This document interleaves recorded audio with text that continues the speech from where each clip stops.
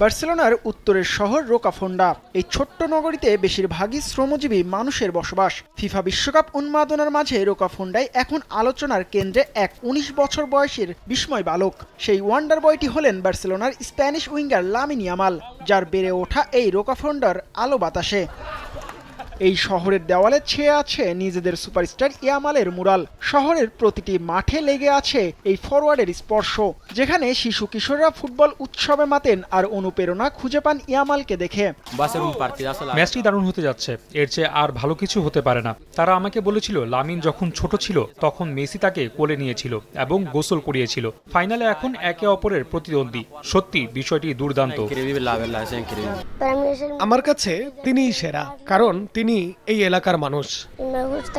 Optical ব্রাইটেনার, colour guard এবং জার্ট lock সমৃদ্ধ advance ফর্মুলায় এলো নতুন রে ডিটারজেন্ট পাউডার।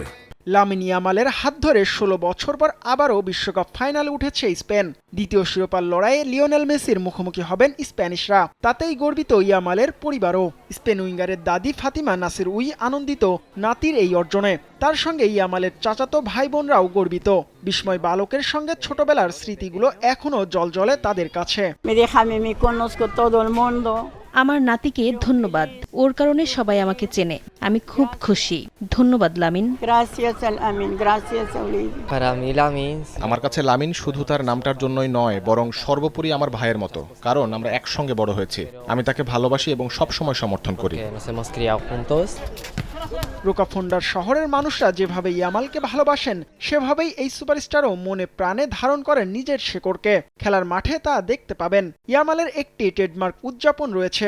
তিনি যখন গোল করেন তখন দুই হাত আড়াআড়ি করে একটি নির্দিষ্ট ভঙ্গিতে আঙুল ঘুরিয়ে ৩০৪ সংখ্যা বানান। এই সংখ্যাটির পেছনে রয়েছে এক গল্প।